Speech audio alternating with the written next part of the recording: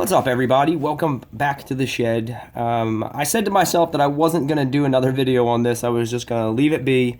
I tried to answer as many of the comments as I could, the ones that people weren't just assholes, but and tried to have an open discussion about it. And I actually learned a lot through that, but I still stand by my thoughts that this is not an inherently unsafe meter. The only thing that I do not like about it is that, yeah, it trains you to ground yourself to get an accurate reading. I can tell you right now, I'm probably never going to use this feature. It was a waste of 50 bucks. But the main reason I'm making this video is to point everyone in the direction of another guy's video, and I will maybe put like a card or the description somewhere. I will put a link to this guy's video. I think last night, when I watched it, he had like 160 views. And more people need to see it because the guy nailed it. The guy tested it every which way to Sunday. He got all of the data that he needed to figure out exactly what's going on here and what's possible and what's not. So instead of trying to regurgitate or steal any of his data that he found, I want everybody to go watch that. You don't even have to watch this video, but the guy did an awesome job and deserves more people to see that video. Definitely did a better job than I do. He's very much more well-versed in the small electronics kind of things than I am. I'm a commercial electrician. I deal with higher voltages and more simpler, the stuff that I deal with, I guess you can almost say, is much more simple than what is going on a PCB or inside a circuit board. So what I do want to do is address some things a lot of people said in the comments. There was two really popular comments, well, three. The third one was, "You're stupid jackass, it's dangerous, and you're gonna die." So, to address that, sorry, I don't know. But the other two comments, where people were more civil about their style, was one was, "Well, what if you're using this part of the meter here, this Fieldsense technology, to determine if something is hot or not, and you don't have it in there quite right, and you don't come up with the reading, so you think it's safe to work on." And my answer to that is bad practice. That is not something you should do. You should not use this feature to determine if something's safe to work on or not. Like any meter, as soon as I take it out of the package, I go through and test all of the features of it, and immediately I could tell this thing is kind of finicky. It's kind of flaky. I would never rely on that anyway, even if it worked perfectly. That's like using one of these to determine if something is safe or not. You should never do it. That's what the leads are for. You test this on a known live circuit, and then you test it on what you want to work on, and if you get a 0, then it's safe to work on. This is a very powerful, not very powerful, but it's a good troubleshooting tool, but it has its limits, and it has its place in my tool bag, and determining if something's safe or not is definitely not one of those. That will get you hurt. If you follow kind of that mentality, this thing's going to screw up on time and you're going to get hurt. So just the same, this is just a fancier version of that where it gives you a digital readout. The other comment was that I didn't have it on amp mode. People were saying, well, you didn't have it on amp mode, so the current wasn't, you only had it on continuity, and the current wasn't able to flow through the leads. Well, to that I say any meter that I've had that has a jaw or a clamp for its amperage reading is not allowed. It does not allow current to flow through the leads. Here, I got this Fluke 336, I think. I got this opened up. This has the clamp, and it has this right here. This is I looked up the banding on it. This is a 1 mega ohm resistor. That it will not let the current flow through. So I could have, the red lead in an outlet and the black lead in my hand, and then with my other hand touch a ground, and to the same results as this, it's not going to let the current flow because it's not designed like that. Whereas this meter, this is an X-Tech, something I got at Home Depot. This is designed, if you take an amperage reading, and this says up to 10 amps, so you could be getting 10 amps of possible current flowing through the leads. And if you were to get between the power source, the meter, and then what it's trying to feed, or you put your body in there anywhere, the current's flowing through you too. That's where this can be dangerous. If you have this on voltage or any other setting, it's going to be going through a high resistance resistor, and it's not going to let the current. But when you flip it to amps, current setting, it will let the current flow through the leads. And these can be just as, actually this is more dangerous in my opinion than this is, because this doesn't allow the current to flow through the leads at all.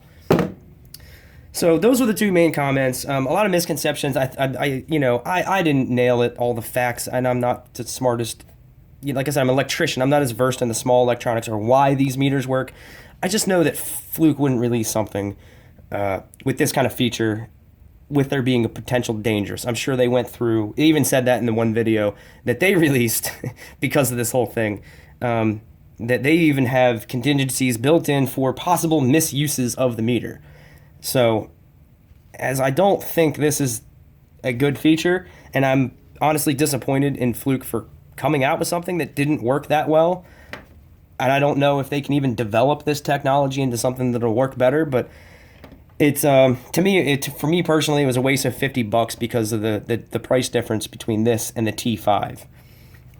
But it's still a good meter. I think it is a little bulkier than the T5. Someone had mentioned in one of the comments, but I'm still going to use it. And what I'm going to do now is I'm going to actually try to figure out what is in this battery door, because all of the mystery, or not really a mystery. If you watch that other guy's video, it's not a mystery. The guy pretty much lays it out and figures out exactly what is in here. Definitely go check his video out. But I'm okay with possibly ruining this battery door to see exactly what's going on inside here, because the entire contact pad circuit is held within the battery door. And like I showed in the other video, there's a spring, a little metal slug that the lead actually pushes up into when you have it stored in the meter. So if I ruin this, I'm not ruining the Fieldsense setting on this, because I could still just ground this to a known ground. I don't know why they couldn't have just left it at that. That would still be kind of neat, and you'd be like, okay, well, it doesn't really work that good. But I can understand the concerns, because I do believe that there is a possible failure in here. I don't know. See, I don't know enough about these. This is like a parallel plate capacitor and the resistor that's built into here to limit the current, but I guess it's more possible if this gets damaged. So what I'm going to try to do is I'm going to try to heat this up and take a razor blade, and I believe the capacitor is this sticker, and that this is just the one part of the capacitor that is exposed. So that's what I'm going to do right now. And go watch that other guy's video. I think he knows exactly what he's talking about.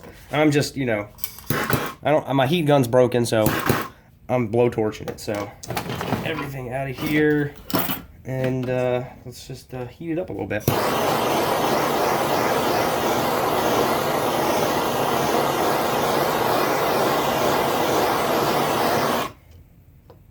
Oh, you know what? Actually, this Klein pen tester here actually has an infrared thermometer on it, so I can monitor the temperature. 113. I'm gonna get it up to 150 or so. Oh, burning it.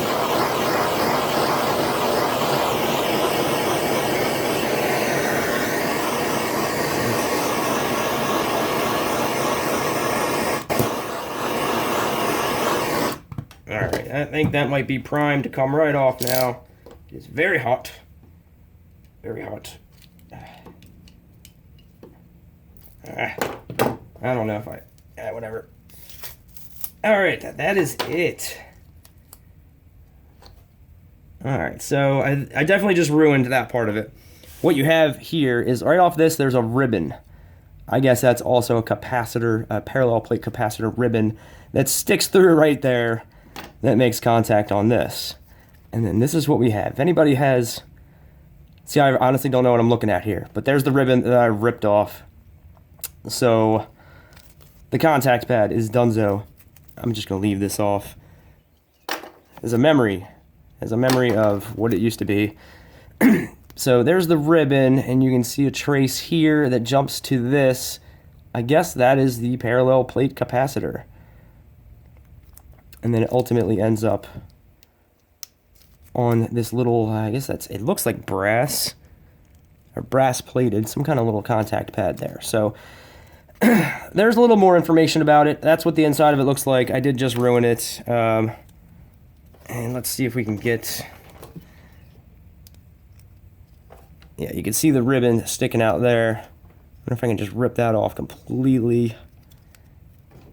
There we go. Yeah, that's what the ribbon looks like. And there we go. Gone. No more. So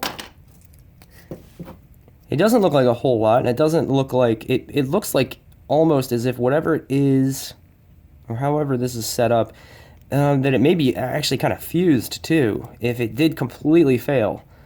Look, you can see where the metal heated up and bubbled it up, especially here, because the rest of it's just like a plastic sticker. So that's it. It doesn't do that anymore. I'm safe, you guys. I'm not going to die. But I wanted to address the comments and point everybody in the direction of the other video. The guy's brilliant. I don't know if he's brilliant, but it's a really good video. The guy tested every which way. One thing I will tell you, he did get a capacitance reading off of this to the probe tip to here, and there is a capacitance to it. But if you want all the details, check his video out, link in the description. That's it. I'm not saying anything more about this meter. I still think it's safe. Mine's even extra safe now because it's I got the kill yourself delete kit, and that's it. Done with it. Don't buy it. Get the T5, but I don't think it's unsafe. Thanks for watching.